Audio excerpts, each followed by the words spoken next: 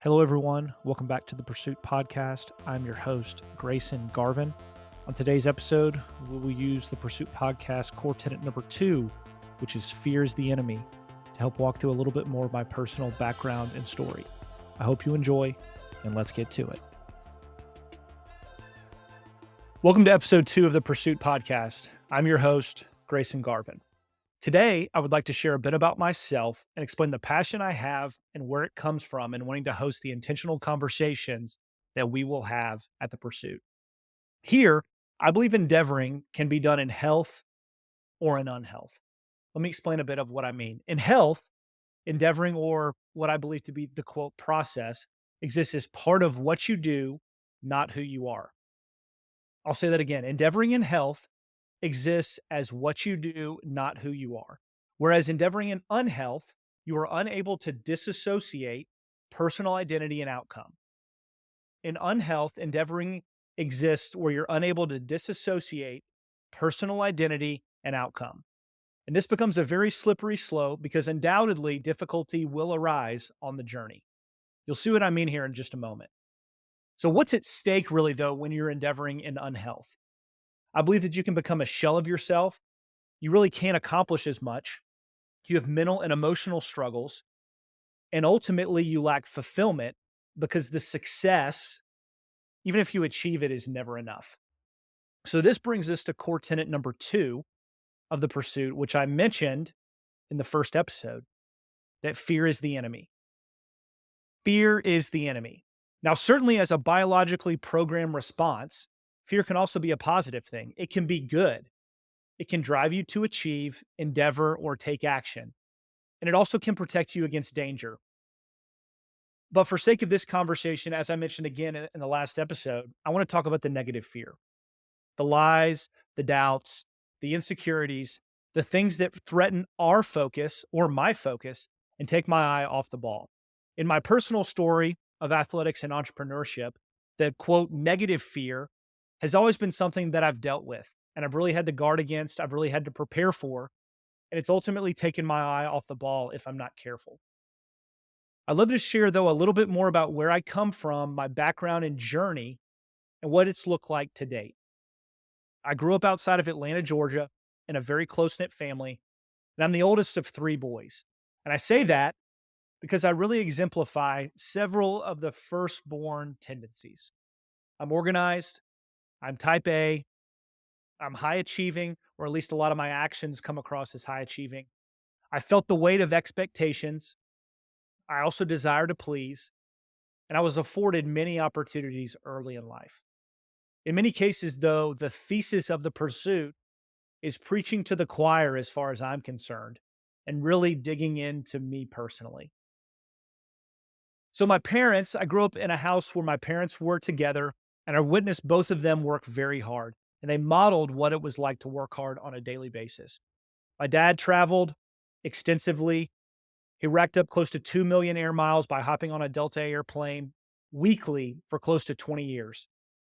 Vacation traveling can be fun, but traveling for business can be exhausting and draining. And I don't think I adequately appreciated all that my dad did for us growing up.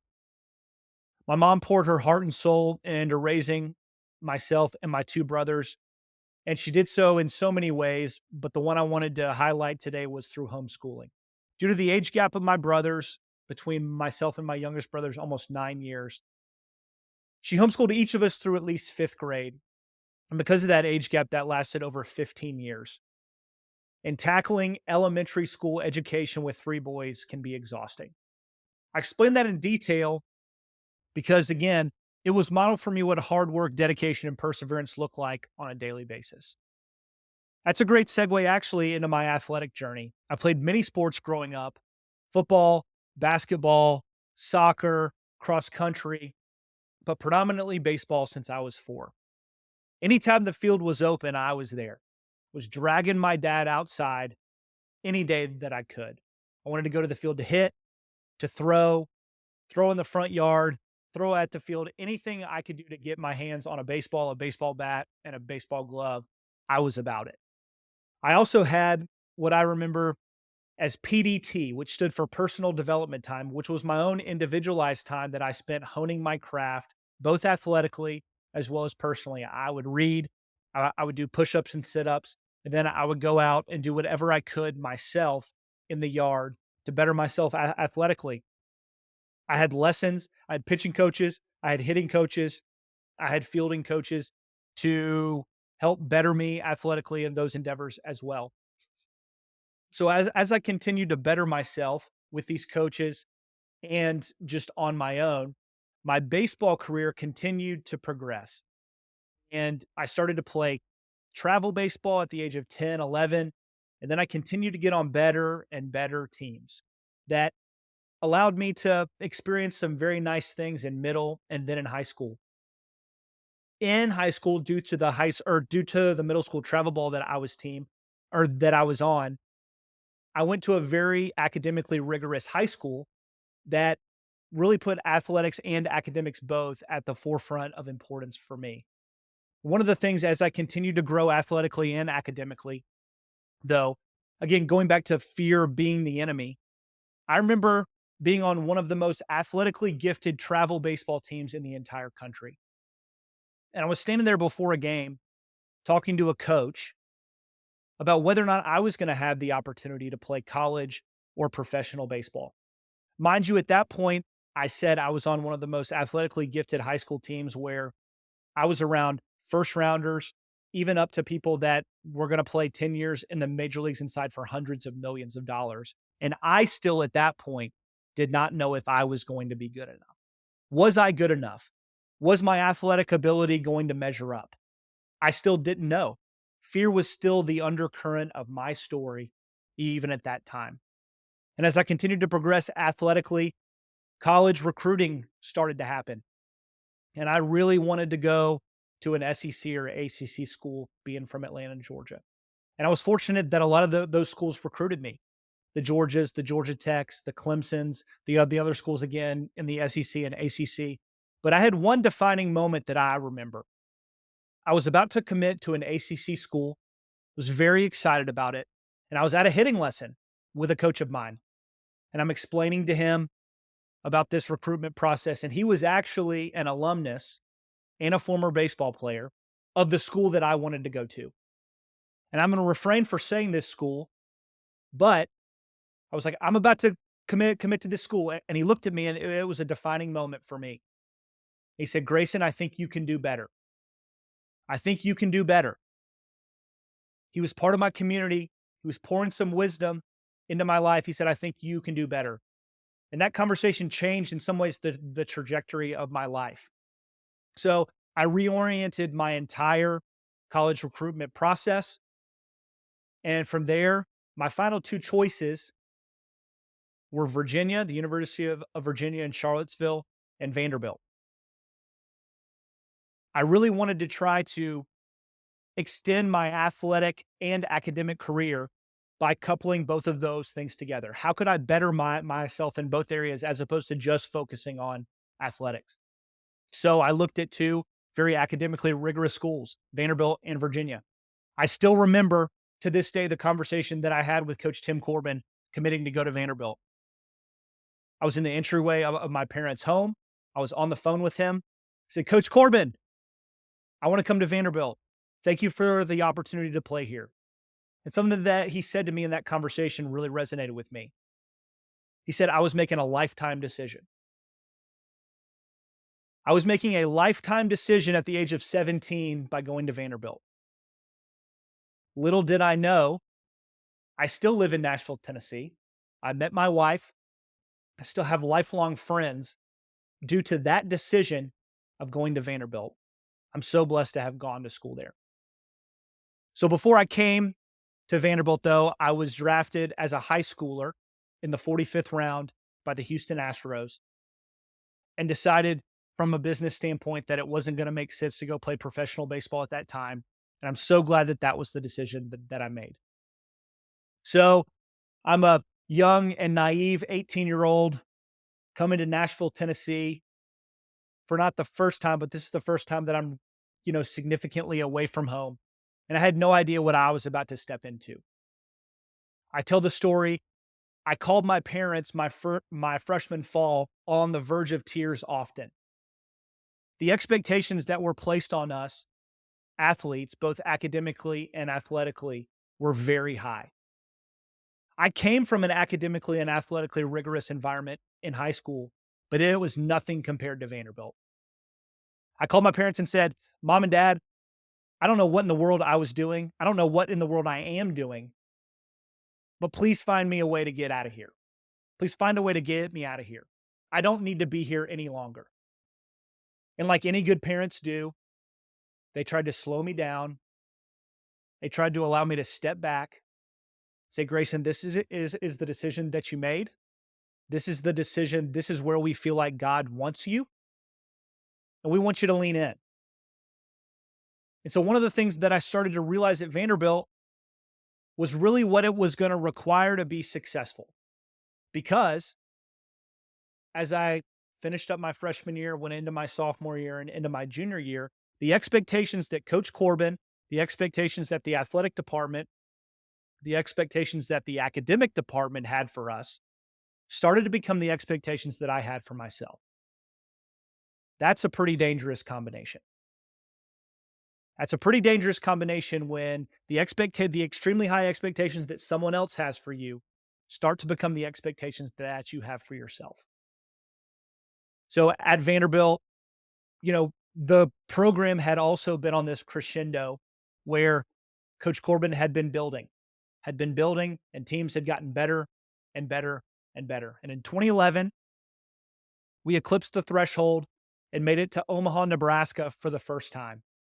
And Omaha, Nebraska is where the College World Series is played.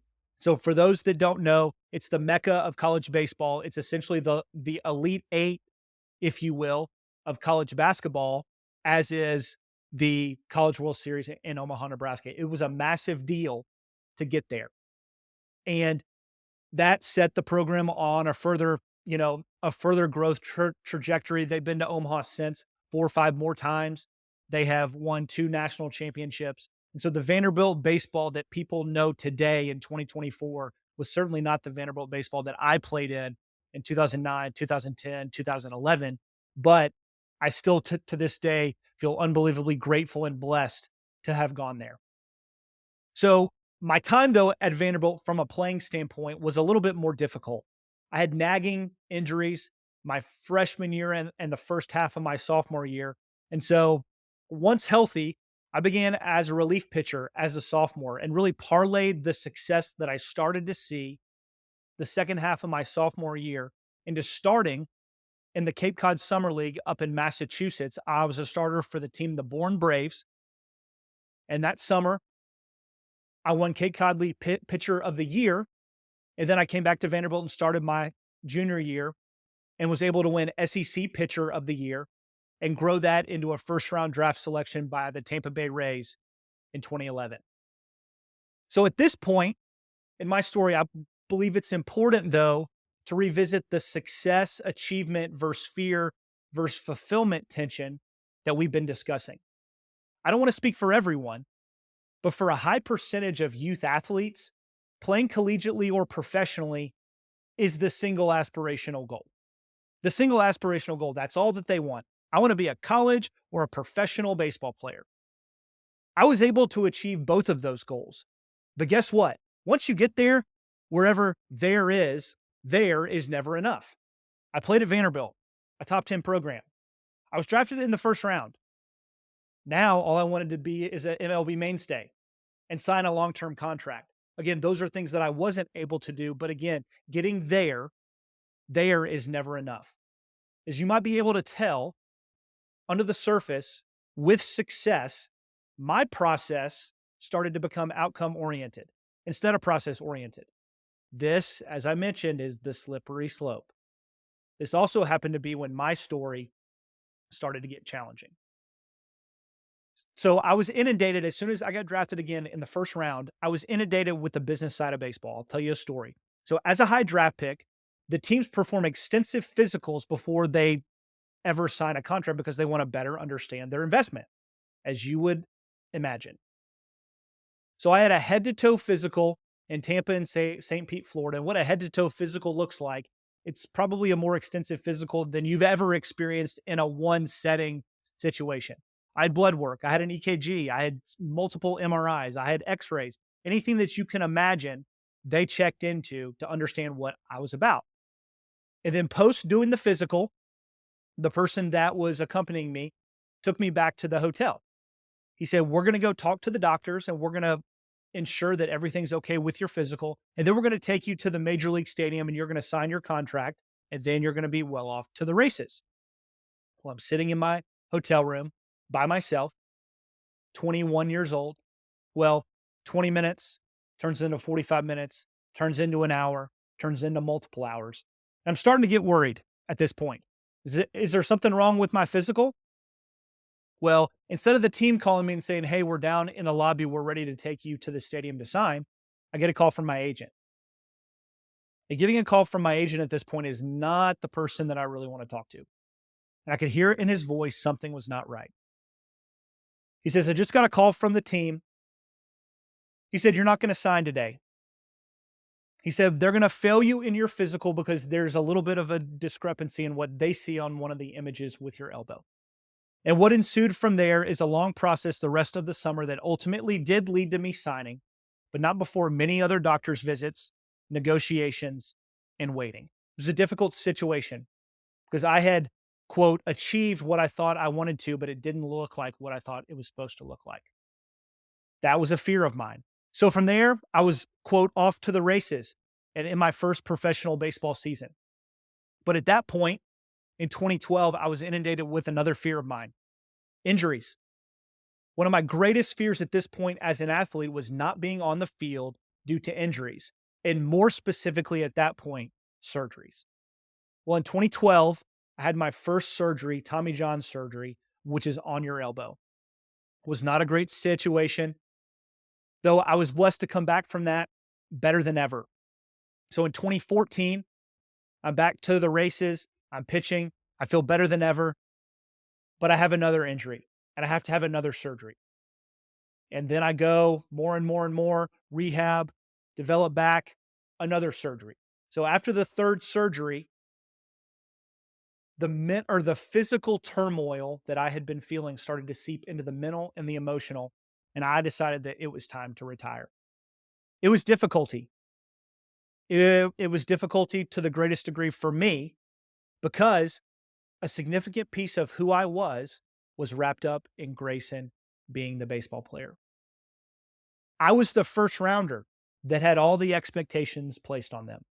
And I saw my window open and then my window close. So, an analogy that I use in stepping away from baseball is it's kind of like a doctor. It's kind of like a doctor. So, stay with me here for just a second. So, a very highly specialized doctor, some of the greatest cardiologists in the world that do very intricate heart surgery. Well, a doctor or a policeman rather walks into their office one day and says, "Hey, Dr. John, can't practice anymore. You can't practice anymore. I don't know why, but you're never going to be able to practice medicine again." But Dr. John is known as Dr. John, the renowned cardiologist. In society, Grayson Garvin, to many people, was known as Grayson Garvin, the baseball player.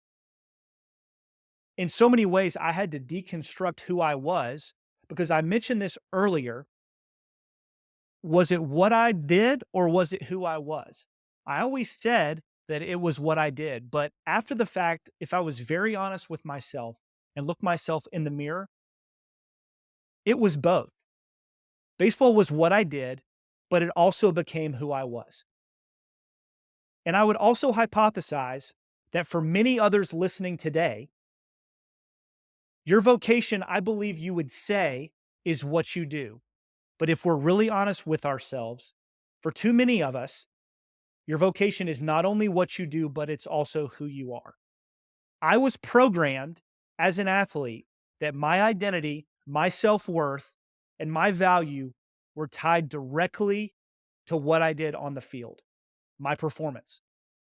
And I feel like, again, for too many of us, our value, our self worth is tied too directly to what we do and to who we are within our vocation, whether it's an athlete, whether it's a doctor, whether it's a musician, whether it's an entrepreneur, whether it's something completely different. And that goes back to endeavoring in health and unhealth. I feel like at times I've endeavored in health, but as I look back a little bit more critically on my baseball journey, I was endeavoring a lot of the time in unhealth because technically I achieved my goal. I played college baseball at a perennial powerhouse. I was drafted in the first round of the Major League Baseball draft. I was able to reach so many of my goals, but I still felt like it was a little bit of a failure. So we will discuss this in a later episode, but I went through counseling. I had community around me, countless conversations and processing through this messy journey that was my baseball career. I reached so many of my goals, but was it worth it? What I really had to do because of the community around me was they really helped me pick out the nuggets of truth, the fruits of my labor, and really helped me understand what the transferable skills that I had based on this journey that I had been on. And as I think about my transferable skills, I think about work ethic, I think about determination, I think about resiliency, I think about the ability to accomplish tasks, I think about loyalty, just to name a few. But it really took me having this community around me to realize the fruits of my labor and that the trials and tribulations were not for naught. So if any of what was shared today resonates with you, I hope that you feel seen and understood, knowing you are not alone. But I also hope that you are encouraged to push back those fears and that you can really help begin to move forward in confidence. Thank you for spending time with me today and for listening. As always, I'm Grayson Garvin, and this is The Pursuit.